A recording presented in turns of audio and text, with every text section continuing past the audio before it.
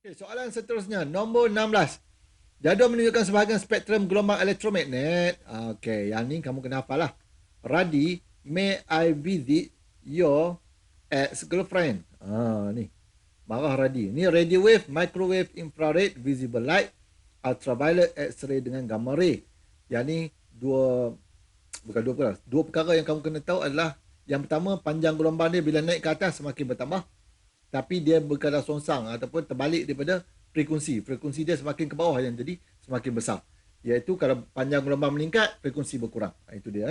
Ini kaitan untuk gelombang elektromagnet. Jadi kedudukan cahaya nampak. Cahaya nampak ialah di antara siapa? Ini, visible light ini. Di antara inframerah dengan ultra ungu. Sinar gamma salah. Inframerah dengan, okey ni jawapan dia. Gelombang mikro dengan sinar inframerah salah. Antara sinar ultraviolet, sinar X. No. So jawapan dia adalah B. Okay, dalam visible light ini pula, kamu kena tahu dia ada Michael Jackson kena hantar balik India Utara. Ataupun mari jual kacang hijau bersama Ipin Upin. Warna apa ni? Warna pelangi. Yang mana ini saja range yang kita boleh nampak. Macam tadi dengar lah. Range yang kita boleh dengar 20 hingga 20 kHz. Yang boleh kita nampak ini je. Dalam frekuensi ini dengan dalam panjang gelombang ini saja yang kita boleh nampak. Inframerah kita tak boleh nampak. Ultra ungu pun kita tak boleh nampak. Apatah lagi X-ray dengan gamma ray. Okey. Okey, ni masih lagi tajuk cahaya ni. Kita habiskanlah yang 3 tempat ni dulu. Laju cahaya dalam vacuum ialah 3 kali 10^8 meter per second. Indeks biasan air ialah 1.30. Berapakah laju cahaya di dalam air? Okey, sebut indeks biasan kamu dah kena tahu formula dia. Tengok dia bagi tak formula? Berapa formula yang dia bagi? Okey, indeks biasan. Dia bagi ni. Sin I over sin R saja dia bagi. Dia ada 5. Ada 4 ataupun 5 formula. Alright, jadi kamu kena hafal lah. Okey, cikgu bagi kat sini. Yang pertama, N sama dengan C per V. Laju cahaya dalam vacuum bahagi dengan laju cahaya dalam medium. Itu yang pertama. Yang kedua, N sama dengan H per H. Kedalaman sebenar bahagi dengan kedalaman ketara. 2. Yang ketiga, N sama dengan yang tadi, 1 over sin C. Cikgu bagi yang ni dulu lah. Ini untuk sudut genting. 1 per dengan sin C. C ini adalah critical angle ataupun sudut genting. Yang mana untuk kita cari sebelum kita kira pantulan dalam penuh tu, kita akan guna formula ni. Lagi kita ada N sama dengan sin I over dengan sin R yang diberi tu. Tapi pastikan I ini berada di kawasan kurang tumpat. Mesti berada di kawasan kurang tumpat. Dan pastikan biasanya I ni sudut dia mesti lebih besar daripada R. Dan kena ingat juga jangan kamu salah ambil bila kita lukis. Tiba-tiba dia bagi theta kat sini. Tak boleh ambil theta ni. Okey, dia mesti ambil theta di sini. Ini yang theta. Jangan ambil yang bawah ni. Ini adalah salah. Okey, mesti ambil theta yang kat atas. Sebab dia sudut itu di antara sinar 7 dengan garisan normal. Itu dia punya theta dia.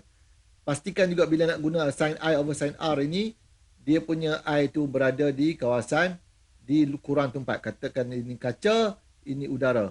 Mesti berada di udara lah. Sebab dia asal daripada formula ni. N1 sin theta 1 sama dengan N2 sin theta 2. Ini hukum Snell. Alright, ini daripada 5 formula ini, kamu kena tahu lah untuk kita guna mana satu. Okay, daripada sini kita boleh dah buat calculation. Laju cahaya vacuum, dia nak ni lah, kita pakai ni lah formula ni. So kita nak V, dia nak V kan. So V sama dengan C per dengan N, iaitu 3.0 kali 10^8 bahagikan dengan 1.30. Tekan kalkulator, kamu akan dapat 2.31 kali 10^8. terbaik. Unit dia meter per saat lah kan.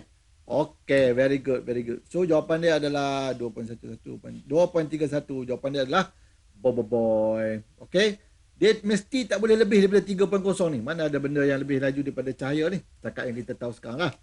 Tapi kalau nak sebut benda yang metafizik, nak kata burak, wallahu alam kan. Itu hanya Allah lah yang tahu. Okay, soalan seterusnya. Nombor 18 pun sama juga. Ini senang lah. Kalau nampak cahaya masuk terpantul tak keluar daripada sini ni, nampak kaca lebih tumpat di dalam Ni bila sebut lebih tumpat ni sebenarnya Ni dengan NO. Mana kaca luar kurang tumpat ini adalah NO. That's why untuk menghasilkan pantulan dalam penuh dia ada dua syarat. Yang pertama I besar daripada C dan yang kedua Nino. Nino ni apa? Ni lebih besar daripada NO. Maksudnya indeks biasan inner di dalam ni yang bahagian dalam ni. Inilah yang bahagian dalam ni. Dia lebih besar daripada outer. Yang luar ni bahagian luar. Ataupun less than outer glass. Nampak? Baru boleh terpantul dalam penuh. Kalau yang di luar lebih tumpat daripada yang di dalam, tak jadi. Dia akan masuk ke dalam cermin yang kedua tu. Ataupun kaca yang kedua tu. So inilah dua syarat untuk berlakunya pantulan dalam penuh. So fenomena ni apa? Pantulan dalam penuh. Senang Fenomena dia adalah pantulan dalam penuh. Nombor 19. Rajah menunjukkan satu rajah sinar. Ni. Kat sini mata kamu. Okey, ni mata kamu. Tengok. Benda kecil nampak besar. Apa dia ni? Adakah dia mesin photostat, projektor, kaunter pembesar ataupun teleskop? Kaunter pembesar. Terbaik. Sebab daripada kecil dia nampak besar kan? Macam ni kita letak semut. Kita tengok bawah magnifying glass tu. Kita akan nampak dia besar. Inilah kaunter pembesar. Kalau projektor ataupun teleskop ni lain lah. Teleskop mesti ada dua kaunter. Kan? Projektor ni dia ada satu kaunter tapi dia menghasilkan imej yang terbalik. Kalau tak salah juga, yang ni kena check balik lah. Mesin photostat pun tak. Okay? So jawapan yang paling tepat adalah kaunter pembesar. Ini kita guna kaunter cembung lah. Okay, kaunter cembung. Seterusnya, ini imej dia apa ni? Nama ciri imej dia ni. Tengok kedudukan dia. Agak ni ciri dia apa? Ingat lagi tak? Read stream. Boom boom. Magnified. Upright. Virtual upright dengan magnify. Boom lah kan? That's why kita dapat ni. Yang kita read stream boom boom tu. Okay, so yang ni read stream boom boom. Jadi kat sini kedudukan dia memang akan dapat boom virtual upright magnify. Okay, so soalan satu lagi. 20. Panjang fokus kaunter objektif dan kaunter mata bagi sebuah teleskop. Masing-masing ialah FO dengan FM. Jarak antara keduanya pula adalah L. L ni apa? Pelarasan normal. Nama dia adalah pelarasan normal. Okay. Lepas tu dia tengok. Manakah antara hubungan berikut antara L, FO dan FM adalah benar bagi teleskop pada pelarasan normal. Dia mesti sama dengan. Iaitu L sama dengan FO campur dengan FM. Kalau bahasa Inggeris FE ini untuk teleskop. Kalau mikroskop, L lebih besar daripada FO campur FM ataupun FE. Okay, ini untuk mikroskop. Kalau teleskop, ini dia. Teleskop. So, jawapan dia adalah A lah.